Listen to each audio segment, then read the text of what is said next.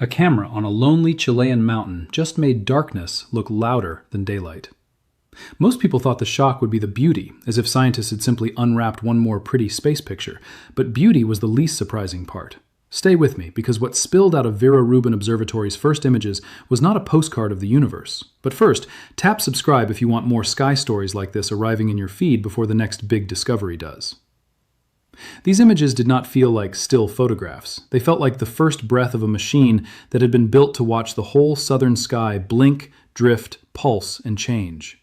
For more than 20 years, engineers, astronomers, welders, coders, and lens makers worked toward this moment on Cerro Pachón in Chile, high above dry air and sharp darkness. Then, on June 23, 2025, the first public look arrived, and suddenly the night was no longer a quiet ceiling. It looked more like a crowded city seen from an airplane window, alive with traffic, weather, and hidden motion. That is why scientists looked stunned. They were not speechless because space turned out to be grand. Space has always been grand. They were speechless because in just over 10 hours of test observations, this observatory had already captured millions of galaxies, millions of stars in our own Milky Way, and thousands of asteroids slicing through the solar system. A machine meant to watch change had barely cleared its throat, and it already sounded bigger than almost anything that came before. Now let us start from the beginning. Most people hear first images and think first photograph. That is the wrong frame. Rubin's first images were not a one-time portrait of a distant place. They were a rehearsal for a 10-year movie. Scientists did not build this observatory mainly to stare at one target for one heroic night. They built it to return again and again, night after night, so the sky could stop looking fixed and start looking alive. That idea was underestimated for a long time. Big astronomy often gets sold like a close-up magic trick. One giant telescope, one tiny patch of sky, one jaw-dropping look at something far away. Survey machines, the ones that scan wide and keep returning, can sound boring next to that. They can sound like census takers, not explorers. And there is an old habit in science of underestimating the quiet worker, the patient observer, the person or machine that just keeps looking until everyone else realizes the whole story was hiding in the repetition. That was true for Vera Rubin herself. In February 1970, Vera Rubin and Kent Ford published work in the Astrophysical Journal on the Andromeda Galaxy, and what they saw did not match the tidy picture many people expected. The outer parts of the galaxy were moving too fast. By the old rules, those stars should have drifted more slowly, like the outer horses on a carousel. Instead, they kept up. The simple answer was disturbing. There had to be far more matter out there than anyone could see. So the observatory now carrying her name was never just about making beautiful images. It was built in the shadow of a harder lesson. The universe does not owe us the obvious truth. It hides mass we cannot see. It expands for reasons we still cannot fully explain. It fills darkness with structure. In that sense, Rubin Observatory began as an underdog twice over. It honored a scientist who had to fight to be heard, and it used a style of telescope that many people do not instinctively imagine as the star of the show. The first surprise was what scientists expected the reveal to look like. People assumed the opening act would be careful, narrow, maybe even timid. One nice nebula, one neat galaxy, something safe. What Rubin actually showed was the opposite. It showed reach. It showed appetite. It showed a machine that was not whispering hello to the universe, but opening the front door and discovering the street outside was already packed. One of the first reveal pieces was called the Cosmic Treasure Chest. Scientists expected a beautiful zoom, and yes, it was beautiful. But what they actually got was a structure so crowded it almost felt rude. Built from over 1,100 images, the view began close in and then pulled back until about 10 million galaxies filled the frame. The surprise lands harder when you hear the comparison. Those 10 million galaxies are only about 0.05% of the roughly 20 billion galaxies Rubin is expected to capture during its 10-year survey. That is the kind of number that breaks the normal part of your brain. 10 million already sounds endless. 20 billion sounds like a number you stop feeling. So anchor it at home. Think about opening a kitchen drawer and finding it packed with grains of black pepper all the way to the edges. Now imagine being told that what you can see is only one tiny dusting from the full jar. Rubin's first look was not a full vault door opening. It was someone letting you peek through the keyhole. And the machine doing this is absurd in a very physical, earthly way. Rubin's LSST Camera is the largest digital camera ever built for astronomy. It is roughly the size of a small car. It weighs about 6,600 pounds, or around 3,000 kilograms, about twice the weight many people would guess from the shape alone. Its sensor holds 3,200 megapixels, roughly the same number of pixels as about 260 modern phone cameras. One image covers an area of sky as large as 45 full moons, and the sensors have to stay near minus 100 degrees Celsius, cold enough to make a freezer feel gentle. What part of that first reveal hit you harder, the sheer size of the view or the fact that it was only the tiniest sample? Tell me in the comments. Commenting helps me see which kind of space story you want me to dig into next. Now the scale starts getting weird in a more serious way.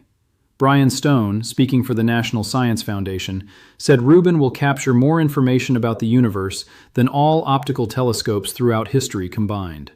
That sounds like press release language until you look at the pipeline behind it. Rubin is expected to gather about 20 terabytes of data every night, plus a catalog database of about 15 petabytes. Over 10 years, the process total is expected to reach around 500 petabytes. That is not a telescope acting like a camera. That is a camera acting like weather.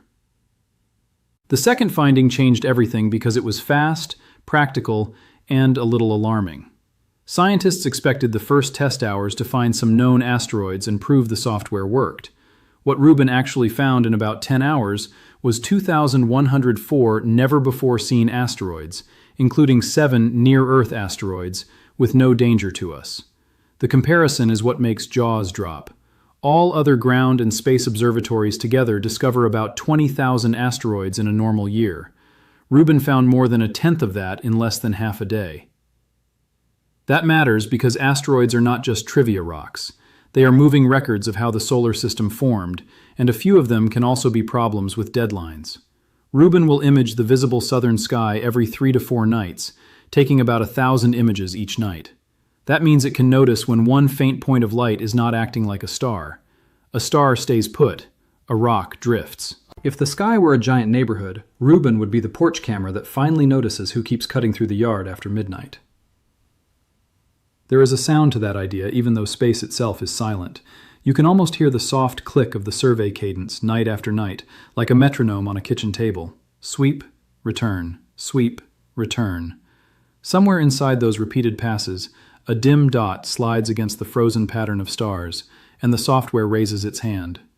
That moving point is not dramatic to the eye, it is dramatic to the future. Planetary defense often begins with something that looks, at first glance, almost too small to care about. The third discovery puzzled scientists in a quieter way. People expected first images to celebrate big objects, the cosmic cliffs and glowing clouds that make posters and screensavers. What Rubin actually highlighted was change itself. In one early first-look piece called Rhythms in the Stars, the observatory showcased 46 RR Lyrae stars. Those are variable stars, which means they change in brightness over time. The comparison is simple. Rubin was not only showing us faces in the crowd, it was catching heartbeats in the crowd. That matters more than it first sounds. A variable star is not flickering because your eyes are playing tricks on you. It is truly brightening and dimming in a pattern. Some swell and tighten like lungs, some pulse like a drummer keeping time in a dark room. These rhythms help astronomers measure distances and map structure across space. So when Rubin caught 46 of them this early, the message was blunt. This machine was not just sharp, it was alert. It could sense tempo, not just shape. Project leaders understood that from the start. The official first-look materials named people like Željko Ivezić, director of Rubin Observatory construction, and Aaron Rudman of SLAC National Accelerator Laboratory, who led the LSST Camera work. That list matters because it reminds us what we are watching. This is not magic from nowhere. It is a stitched-together act of patience by institutions like NSF, DOE, SLAC, AURA, and NSF NOIR Lab, plus university teams and lab teams spread across years. The finished wonder still has fingerprints all over it. Then came the fourth reveal. And for a lot of viewers, this was the one that finally pierced the skin. Scientists expected the Trifid and Lagoon nebulae to look rich because those are famous star-forming regions, and famous places rarely fail the eye. What Rubin actually showed was richer than fame. It combined 678 separate images taken in just over 7 hours of observing time and pulled faint gas and dust into view with almost unfair clarity. The comparison is like hearing one soft voice in a room, then hearing that same voice repeated 678 times until a whisper turns into a wall. If you have ever tried to hear a quiet person over the hiss of an air conditioner, you understand stacking. One sentence gets lost, 10 repeats help, hundreds make it plain. That is what Rubin did with light. The Trifid and Lagoon nebulae sit several thousand light-years away, and much of their detail is too faint to leap out in a quick glance.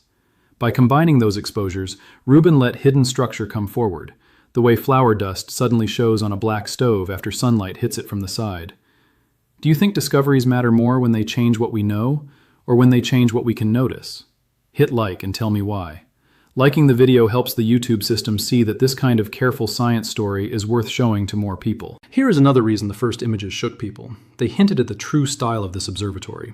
Rubin is not built to live on a single heroic target. It is built to return, again and again.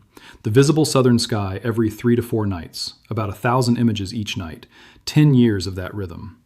If most famous telescopes feel like deep breaths held for one perfect photo, Rubin feels more like steady walking, like the same neighbor taking the same route every evening and being the first to notice when one porch light goes out. That style only works because the mountain itself helps.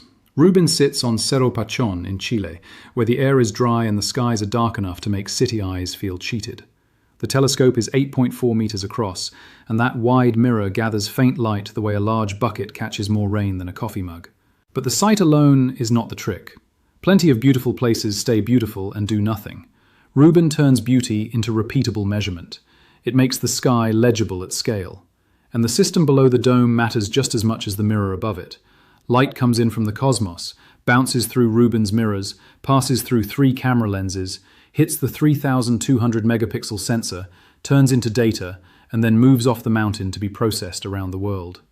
The wonder is not just what the camera sees. The wonder is that the data can move fast enough to matter while the night is still young. A good part of modern astronomy is really logistics with stars attached. That sounds less romantic than saying we built a giant eye on a mountaintop, but it is the truth. An eye can stare and still miss the point.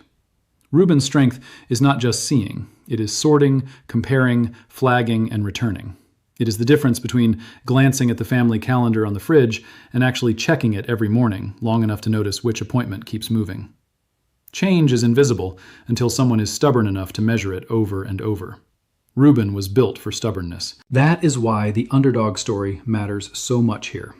Survey telescopes can look from a distance like the accountants of astronomy. They count, they catalog, they organize. They seem less glamorous than instruments aimed at one black hole or one ancient galaxy for one famous night. But on June 23, 2025, Rubin's first public images flipped that script. The so-called census taker walked into the room and casually showed that the crowd was larger, stranger, and more alive than most people had guessed. And behind all of this sits the deeper prize. Rubin is not only chasing pretty motion in the sky, it is aimed at some of the biggest open questions in physics. Dark matter and dark energy together make up about 95% of the universe, yet their nature remains unknown. Vera Rubin's own work helped prove that unseen mass shapes galaxies. The observatory named for her will now watch billions of objects and trillions of measurements, hoping patterns in that vast record will reveal how invisible forces shape the visible world. This is where scientists will tell you they do not fully understand the whole picture yet. That uncertainty is not a flaw in the story, it is the story. Models say dark matter is there because gravity acts as if extra mass is present. Models say dark energy is there because the universe appears to be expanding faster over time.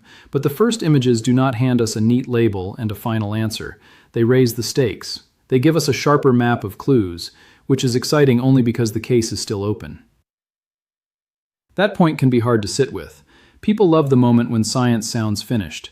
We like the click of a solved puzzle. Rubin offers something both better and less comfortable. It offers disciplined surprise.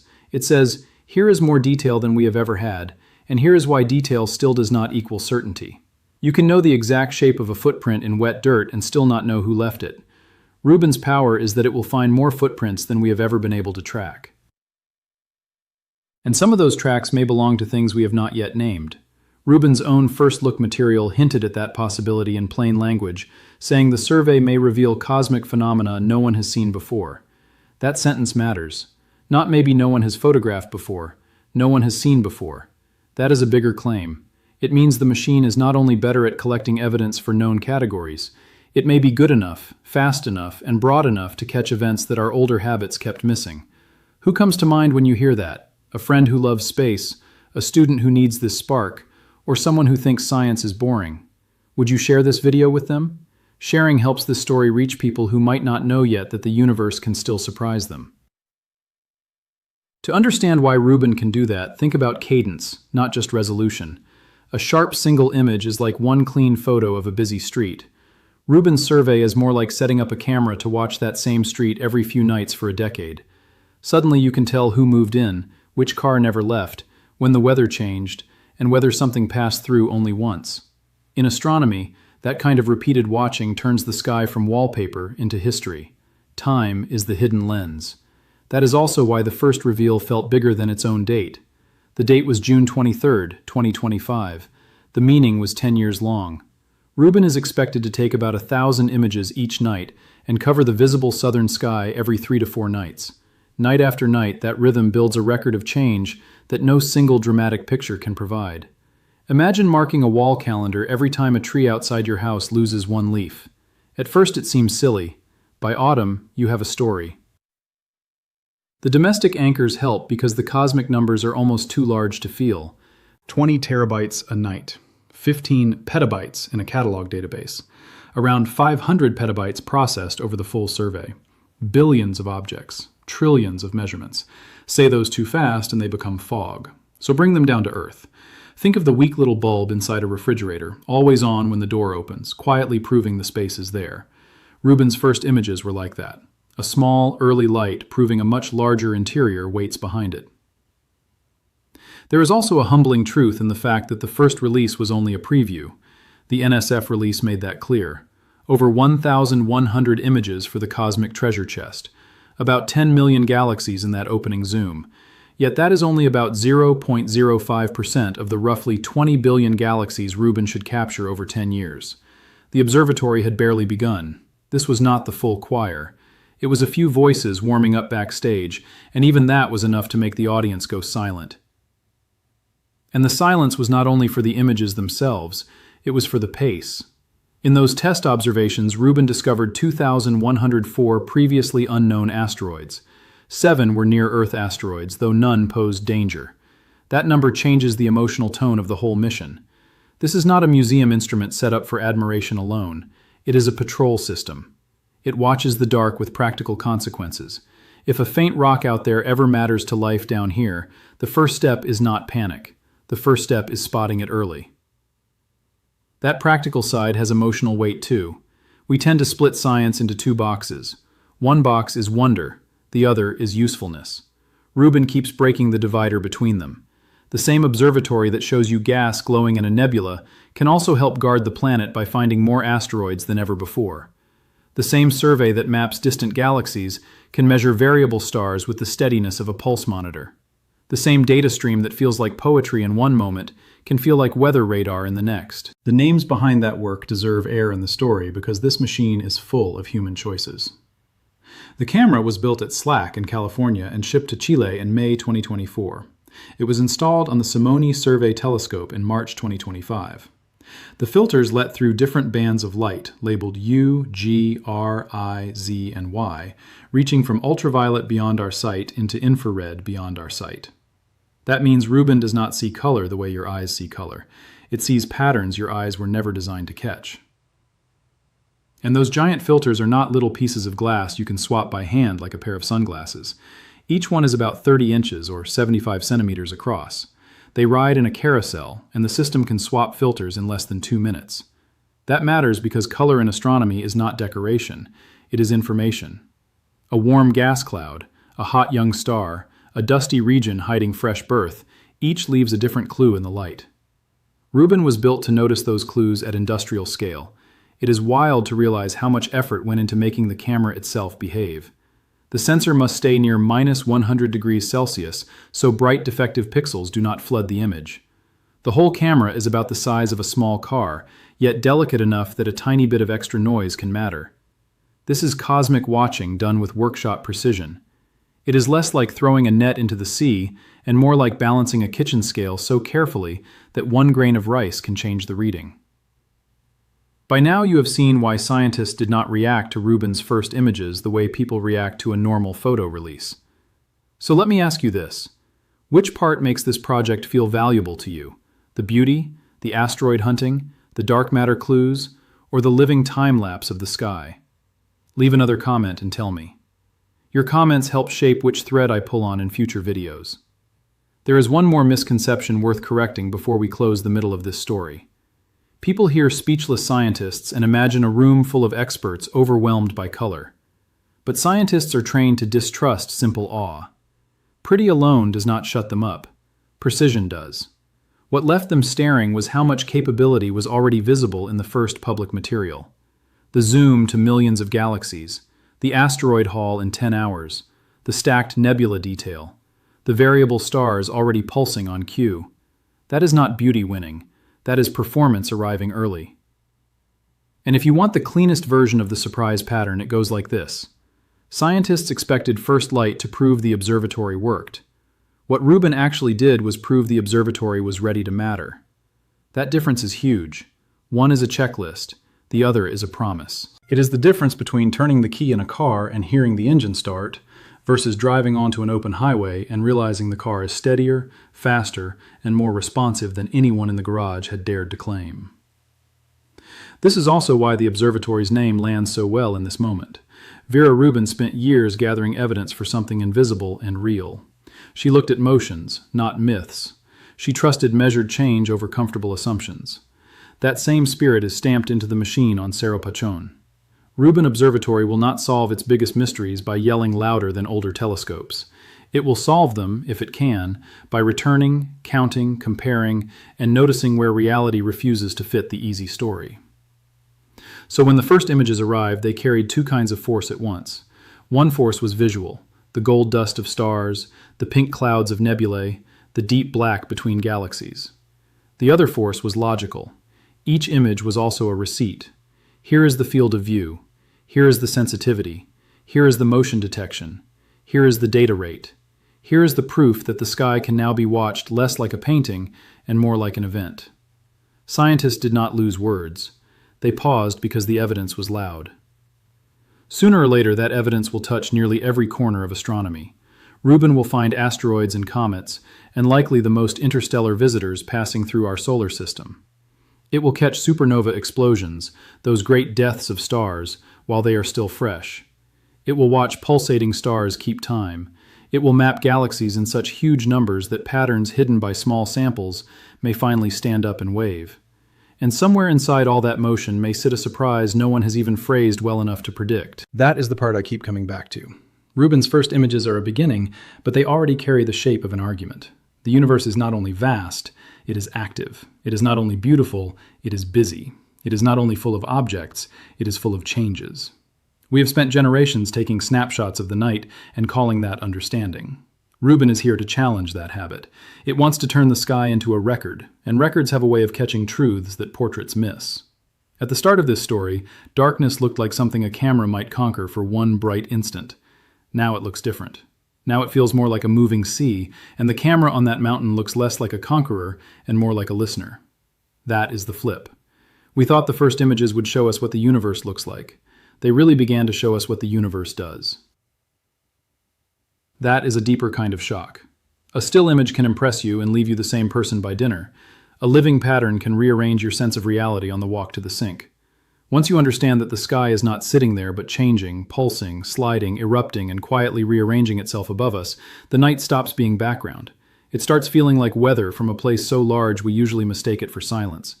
And that makes the old contradiction at the center of this story finally make sense. Rubin's first images made darkness look louder than daylight because darkness was never empty to begin with. It was crowded beyond easy seeing.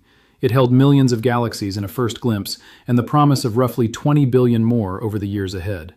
It hid over 2,000 newly found asteroids in 10 test hours. It carried the soft beats of 46 variable stars and the patient glow of nebulae built from 678 exposures. A few decades ago, Vera Rubin helped show that the universe contains more than our eyes can measure at a glance.